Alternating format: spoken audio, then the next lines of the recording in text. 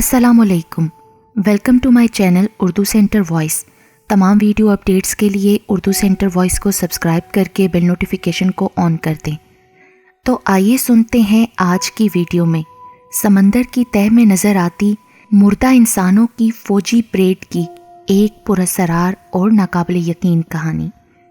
वो एक आसेब ज़दा खलीज है और ज़िंदा इंसान वहाँ डूब कर भी नहीं मरता और मुर्दा इंसान गर्क होने के बाद फिर जिंदा हो जाता है।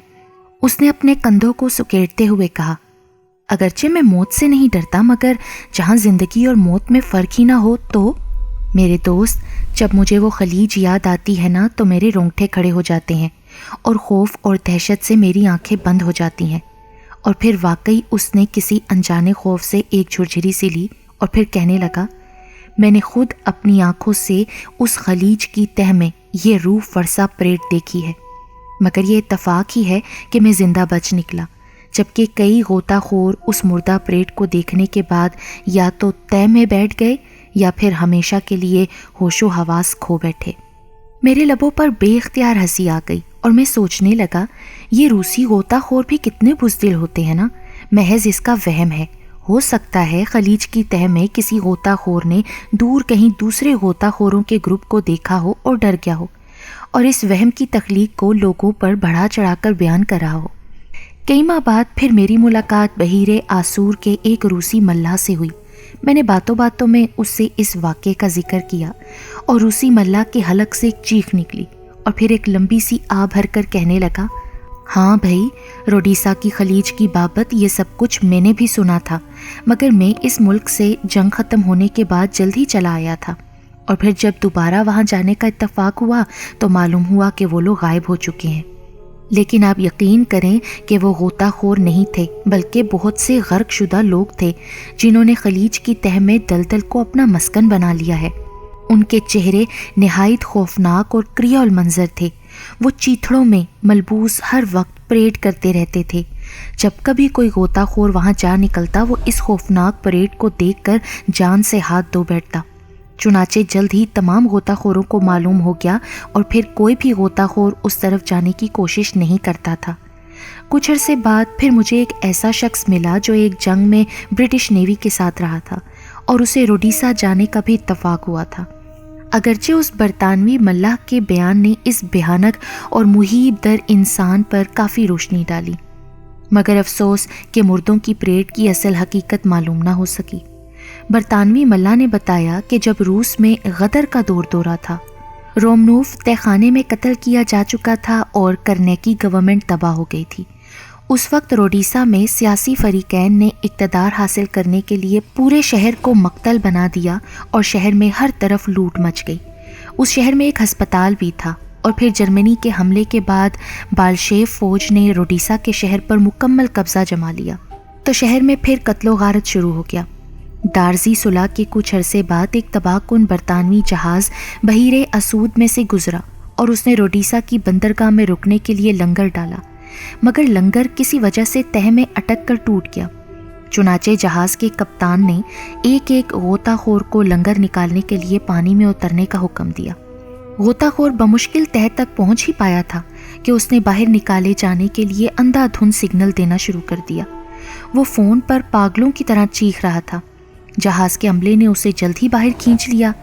डेक पर आने के बाद जब उसके चेहरे से नकाब हटाया गया तो वो बेहोश होकर फर्श पर गिर पड़ा। उसके चेहरे की जर्दी और तनी हुई सांसें बता रही थीं कि कोई होलनाक हादसा पेश आया है। जल्द ही उसे साहिल पर पहुंचा दिया गया और रोडीसा के अस्पताल दाखिल कर दिया गया, जबकि डॉक्टरों की लाख कोशिश के बावजूद गोताखोर होश में ना आ सका और उसी हालत में मर गया।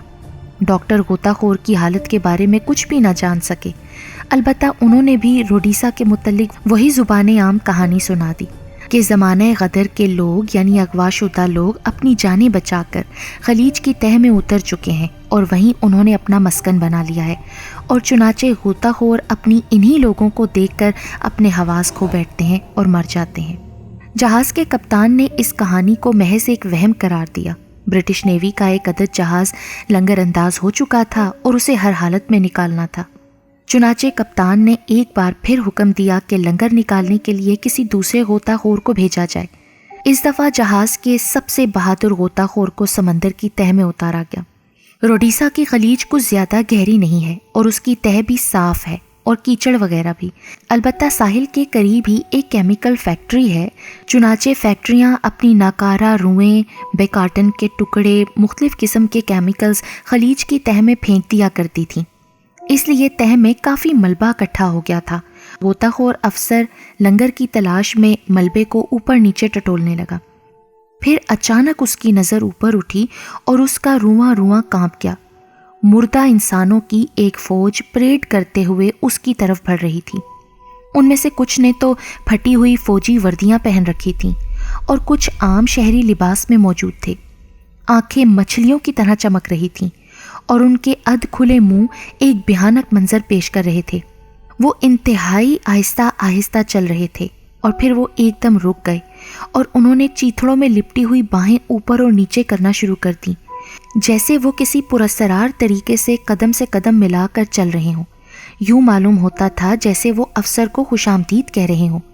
ان میں سے چند ایک کی داڑیاں پانی میں لہرا رہی تھیں، مگر زیادہ تر داڑھی منڈے تھے۔ ان کے پھولے ہوئے اور مکرو چہرے بہت ہی بھیانک نظر آ رہے تھے۔ اب افسر پر خوف طاری ہونے لگا۔ پھر اسے یوں محسوس ہوا جیسے یہ لوگ ابھی اس پر ہلہ بول دیں گے، اور پھر جہاز کے ڈیک پر ایک بار پھر پرزور الارم بجنا شروع ہو گیا۔ جہاز کے عملے نے، جو پہلے ہی خطرے کے لیے تیار کھڑے تھے، فوراً ہی افسر کو باہر کھینچ لیا، مگر غوطہ خور افسر بے ہوش ہو چکا تھا۔ اس بار روڈیسا کے ہسپتال سے ڈاکٹروں کو پہلے ہی بلا لیا گیا تھا۔ خوش قسمتی سے غوطہ خور کو جلدی ہی ہوش آ گیا اور پھر اس نے لڑکھڑاتے ہوئے انداز میں جو کچھ دیکھا تھا بتا دیا۔ وہی روڈیسا کی پراسرار کہانی، مردہ لوگوں کی پریڈ۔ اب میرے دل میں اس بھیانک داستان کا راز معلوم کرنے کے لیے تجسس بھر چکا تھا۔ کیا واقعی وہ مردہ انسان تھے یا پھر مردہ انسان دوبارہ سے زندہ ہو گئے تھے؟ آخر یہ سب کیا تھا؟ اور پھر جو روڈیسا والے نہ بتا سکے وہ آخر کار شکاگو نے معلوم کر لیا۔ اتفاقاً ایک دفعہ ایک ریسٹورانٹ میں ایک ڈاکٹر سے میری ملاقات ہوئی۔ چائے پیتے ہوئے باتوں ہی باتوں میں غوطہ خوری کا صحت پر اثر کا موضوع چل نکلا۔ ایک مثال کا ذکر کرتے ہوئے جو ہی ڈاکٹر نے روڈیسا کا لفظ منہ سے نکالا، میں سناٹے میں آ گیا۔ بے اختیار میری سانس رک گئی۔ ڈاکٹر نے بتایا کہ میں لڑائی کے دوران روڈیسا کے ہسپتال میں تھا۔